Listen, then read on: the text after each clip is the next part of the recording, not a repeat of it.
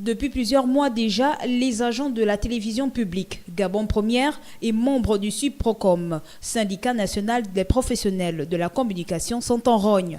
Les conditions précaires dans lesquelles ils travaillent et le dysfonctionnement auquel ils sont confrontés sont les principaux points de revendication.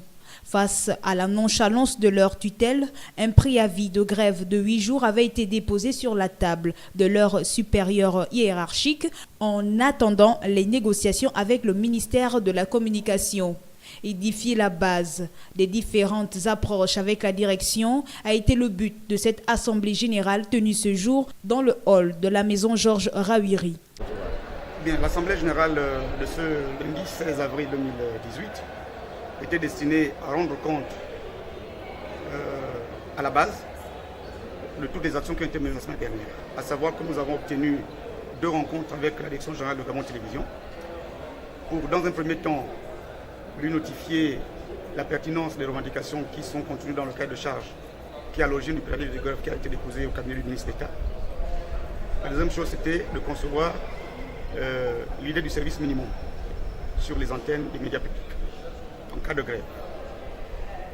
Ensuite, leur affirmer que nous avons bien reçu une invitation du ministre d'État à nous pencher dès ce matin, ce lundi, sur le contenu du cahier de charge, notamment les revendications.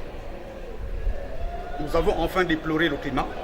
Mouvement d'humeur qui, semble-t-il, aurait porté ses fruits, notamment avec la première rencontre de la tutelle ce même jour et qui laisse plus d'un perplexe. Nous allons donc entamer cette première rencontre avec la tutelle pour d'abord s'assurer qu'il s'agit bien de l'ouverture officielle des négociations que nous exigeons. Si c'est l'ouverture officielle des négociations, à partir de cet instant-là, nous allons poser des préalables.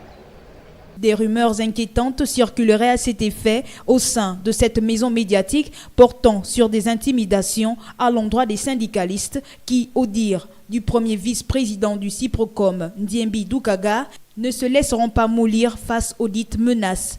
Affaire à suivre.